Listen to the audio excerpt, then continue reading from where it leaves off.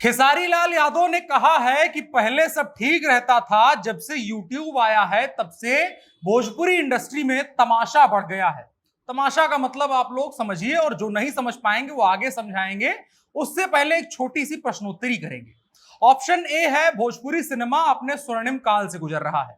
Option B है Bhojpuri cinema अपने सबसे बुरे दौर से गुजर रहा है। इनमें से कौन सा सच है, इसका फैसला हम आप पर छोड़ रहे हैं। ए या बी में से आपको चुनना है। अब चुनिए, उसमें हम आपकी कुछ मदद करना चाहते हैं, कुछ बातें बताना चाहते हैं ताकि आसानी हो जाए। पहली बात कि भोजपुरी के स्टार्स अब हिंदी और पंजाबी सिनेमा में भी सम्मानजनक काम पा रहे हैं, पैसा पा रहे हैं। नए नए भोजपुरी सैटेलाइट चैनल खुल रहे हैं जहां पर फिल्में प्रसारित की जा रही हैं। ज्यादा फिल्में और गुणवत्ता परक फिल्में बनने का दावा किया जा रहा है। जो भी इंडस्ट्री में काम करने आ रहा है उसको काम मिल रहा है, पैसा मिल रहा है। एक कलाकार के लिए बहुत अच्छी बात यह है। और नए लोगों को काम भी मिल रहा है और मौके भी मिल रहे हैं। ये भोजपुरी इंडस्ट्री के बारे में एक बात हमने आपको बताई।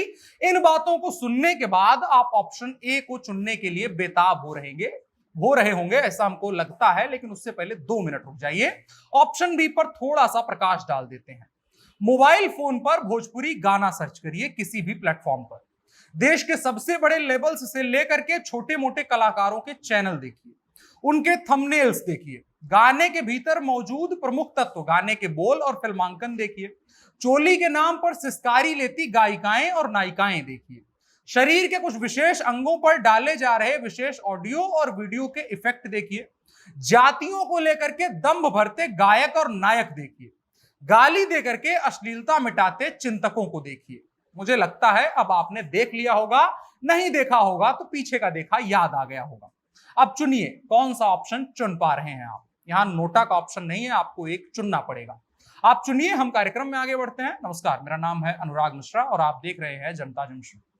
भाषाएं और माताएं शामियानों से नहीं, अपने बेटे बेटियों से जानी जाती हैं और बड़ी होती हैं। मैंने बहुत साल पहले कुमार विश्वास को किसी मंच से यह कहते हुए सुना था। भोजपुरी को लेकर के आज ऐसा सोचने का मन करता है। जो भोजपुरी के बेटे और बेटियां कहते हैं कि हम भोजपुरी को दुनिया तक लेकर के गए हैं, दुनिया में ट्रेंड कर रहा है, वर्ल्ड चार्ट में नंबर 1 और नंबर 4 पे ट्रेंड कर रहा है, उन बेटे बेटियों को एक बार फिर से सोचना चाहिए कि आप दुनिया को क्या दिखा रहे हैं भोजपुरी के नाम पर।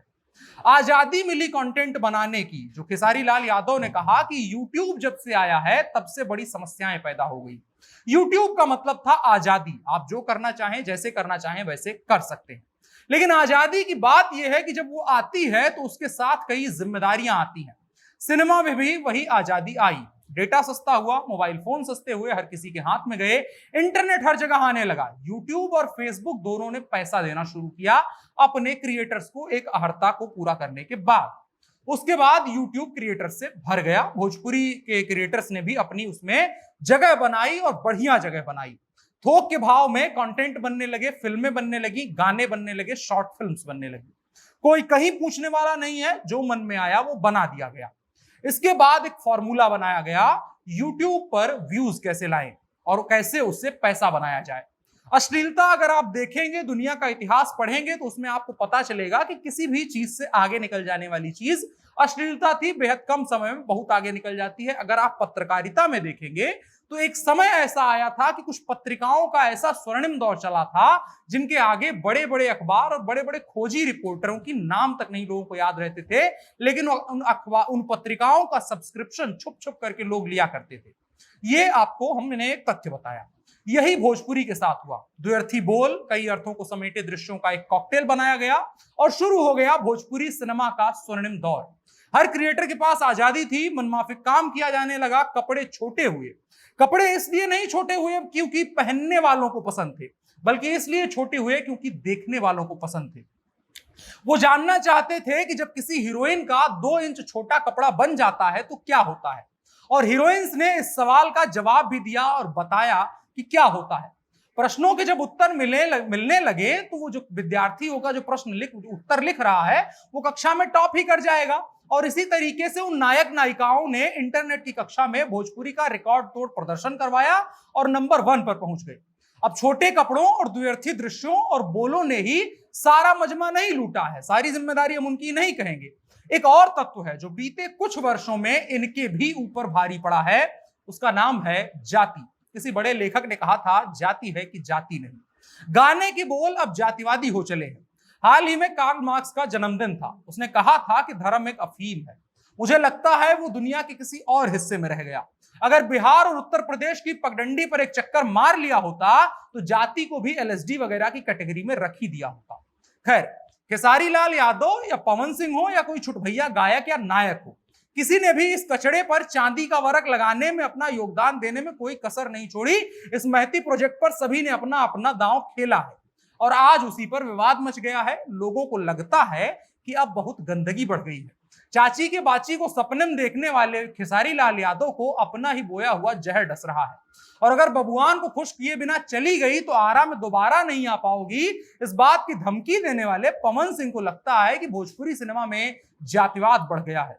इन दोनों को सुनना बिल्कुल ऐसे ही है कि जैसे लालू यादव हिंदू मुस्लिम एकता पर ज्ञान दे रहे हो, जिनके लिए यादव और मुस्लिम एकता का मतलब कभी सरकार बनाने भर की सीट पा जाना हुआ करता था और उसको हासिल करने के लिए कुछ भी करवा दिया करते थे। उनको लगता है कि आजकल वो वाला समीकरण नहीं चल रहा है, तो टॉलरेंस और इंटॉलरेंस पर बात कर लेनी चाहिए और बता दिया जाना चाहिए कि आदर्श समाज कैसा होता है। उसी तरीके से इन घोंचू नायकों को भी लगता है कि समाज में बहुत बुराई फैल गई है और आज उसको खत्म किया जाना जरूरी है। जबकि अगर एक बार आत्मचिंतन का कष्ट ये हमारे घोंचू नायक कर लें तो उनको पता चलेगा कि उसको खाद पानी यही लोग दे रहे हैं। इसके अलावा एक और बात हो रही है, सेंसर बोर्ड की बात हो रही है। भोजपुरी के लिए अपने ढंग का सेंसर बोर्ड आए जो कैंची चलाए। अब देखिए, पहले तो कपड़ों पे इतनी कैंची चल चुकी है कि उसको बोलने की जरूरत नहीं है।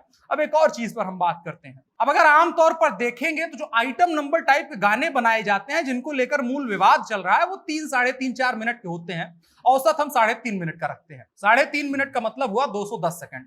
210 सेकंड में गाने में 70 बार जाति की गुंडई बताने वाले और 83 बार गोरी के कमर पर फोकस करने वाले गानों पर कैंची चलेगी तो ये गाने रील्स के लिए भी शॉर्ट पड़ जाएंगे। तो 100 मिलियन वाले गाने हैं और तथाकथित superstar, power star, trending star, फलाना स्टार, धमाका स्टार चला रहे हैं।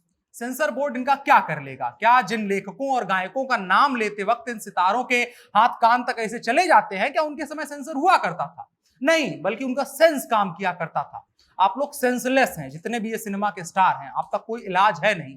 जो 22-24 साल के लड़के इस फॉर्मूला पर काम कर रहे हैं उनको खाद पानी किसने दिया था? एक बहुत बड़े नेता और भोजपुरी के पूर्व स्टार है, आजकल हिंदी फिल्मों में काम करते हैं, नाम है उनका रवि किशन शुक्ला। वो कह रहे हैं कि सेंसर बोर्ड जरूरी है, बहुत समस्या हो गई है। रवि किशन शुक्ला जी से अनुरोध है कि वो बताने का कष्ट करेंगे कि भोजपुरी सिनेमा को रिमोट से लहंगा उठाना किसने सिखाया था। उन्होंने बताया था कि ये फॉर्मूला हो सकता है आगे हिट होने का। उनके एल्बम बिके, इनके यूट्यूब चैनल हिट हो रहे हैं। और जो बाकी स्टार्स हैं उन्होंने अपने आप को बताया कि हम फलाना जाति के हैं और इस हिसाब से काम करेंगे, इस हिसाब से हमारा सिनेमा बनेगा, तो इतना हमारा फॉर्मूला है, इतनी प्रतिशत जाति है बिहार और उत्तर प्रदेश में, हम इसको टारगेट करेंगे, इतने व्यूज आ जाएंगे, इतना पैसा आ जाएगा और हमारा स्टारडम बरकरार रह जाएगा। उन्होंने बताया कि मतलब जैसे फलाना जाति हो, जैसे सियासत चल रही है वैसे ही सिनेमा को भी कैसे चलाया जाएगा। उनको लगा ये कि अगर राजनीति जाति के आधार पर चल सकती है तो सिनेमा काहे नहीं चलेगा, इसके आधार पर बन रहा है। इनमें सेंसर बोर्ड क्या कर पाएगा? मुझे नहीं लगता है कि कोई भूमिका बहुत बड़ी निभा पाएगा। इसके अलावा रवि किशन जो कह रहे हैं उन पर एक विशेष बात करना चाहेंगे कि भोजपुरी सिनेमा को लेकर के कह रहे हैं कि इज्जत खराब हो रही है। रवि किशन जी, आप समझदार हैं, बहुत उम्रदराज हैं, भोजपुरी और हिंदी में बराबर का दखल रखते हैं।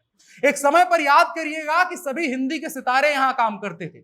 अमिताभ बच्चन से लेकर के डैनी तक के विलन बनने वाले लोग भोजपुरी सिनेमा में काम करने के लिए तरसते थे। चंकी पांडे का जब करियर भोजपुरी बॉलीवुड में नहीं चल पाया था तो भोजपुरी में आकर के काम करने लगे थे। इनके लिए बड़ी गर्व की बात हुआ करती थी और सेकंड ऑप्शन के तौर पर देखते थे। भोजपुरी सिनेमा हिंदी सिनेमा के करीब, अगर साउथ का देखें तो साउथ से पहले हुआ करता था।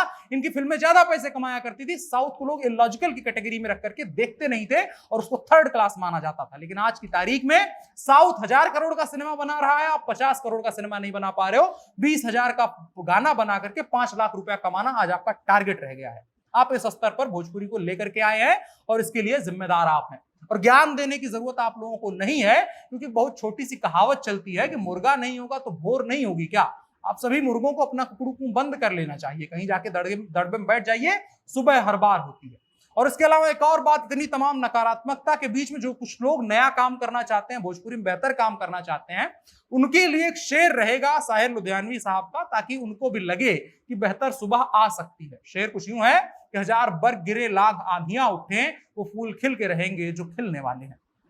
उम्मीद रखिए बेहतर दुनिया बनेगी, आप सभी लोग बना सकते हैं। बस केवल जरूरी यह है कि जो हमारे स्टार्स हैं, हमें भूलना होगा कि वो सच में स्टार्स कभी हुआ करते थे, उनको आपने कभी सर आंखों पर बैठाया है। बकाया भोजपुरी का क्या होगा, इसको लेकर के फिलहाल बड़ी वैसी स्थिति संशय वाली बनी हुई है, लेकिन उम्मीद है कि कुछ दिनों में, आने वाले कुछ दिनों में कुछ सार्थक परिणामों के साथ सरकार कम से कम बिहार की जो है, जिसके इसलिए चुना जाता है ताकि सब कुछ मेंटेन रहे, ऐसा ना हो जाए कि एक चिल्लाता रह जाए कि हमारे लिए एफआईआर करवा दीजिए, उसका एफआईआर ना हो, कोई इधर उधर भटकता रह जाए, ऐसा सब कुछ ना हो। और उम्मीद करते हैं कि जल्द ही सब कुछ बेहतर हो जाएगा और भोजपुरी दर्शकों को भी अच्छा एंटरटेनमेंट मिलेगा। मगर आपकी राय क्या है कमेंट बॉक्स में बता सकते हैं, साथ ही साथ वीडियो को साझा भी करिएगा। बड़ी खबर में इतना ही, अब बढ़ चलते हैं कार्यक्रम के अगले हिस्से की तरफ, जो है in short. Bharatiya Janata party के नेता तेजिंदर पाल सिंह बग्गा को नई दिल्ली के जानकीपुरम स्थित उनके घर से गिरफ्तार करने का मामला हुआ था। उसके बाद दिल्ली और पंजाब पुलिस और प्लस हरियाणा पुलिस के बीच कई घंटे तानातनी चली। हरियाणा में रोक लिया गया था। करीब 100 बजे दिल्ली आउटर से डीसीपी समीर शर्मा पुलिस बल के साथ कुरुक्षेत्र पहुंचे और लगभग 2:45 बजे दिल्ली पुलिस बग्गा को लेकर के दिल्ली रवाना हो गई है। इसको लेकर के बहुत तगड़ा बवाल आने वाले दिनों में मचने वाला है। इसके अलावा खबर उत्तर प्रदेश से, वाराणसी में ज्ञानवापी मस्जिद में सर्वे का काम आज हुआ है। आर्कियोलॉजिकल सर्वे ऑफ इंडिया के एक्सपर्ट्स ये सर्वे कर रहे हैं। कोर्ट के आदेश पर यह सर्वे हो रहा है। मस्जिद जो प्रशासन था और तमाम जो कमेटियां थी, वो इस बात का विरोध कर रही थी कि अंदर कोई कैमरा के साथ सर्वे नहीं करने दिया जाएगा।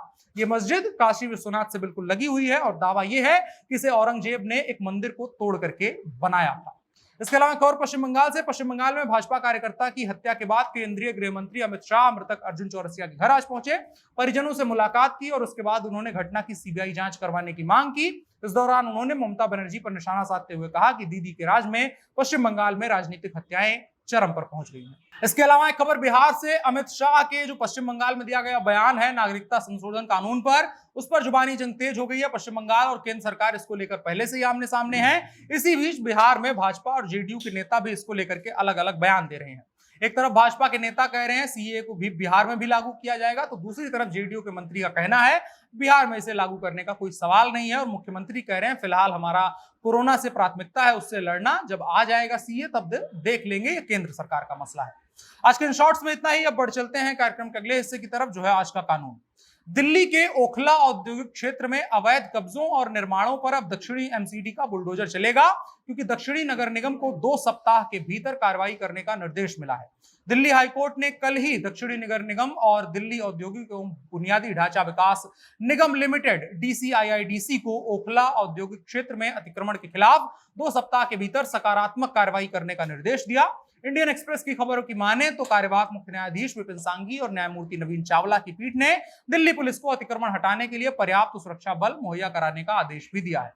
दिल्ली हाईकोर्ट ने आदेश तब दिया जब NDMC का प्रतिनिधित्व करने वाले वकील ने अदालत को बताया कि इस क्षेत्र का एक संयुक्त सर्वेक्षण करवाया गया और पता चला कि क्षेत्र में अस्थायी सहित लगभग 100 संपत्तियों की पहचान हुई है जो अवैध कब्जा किए हुए हैं।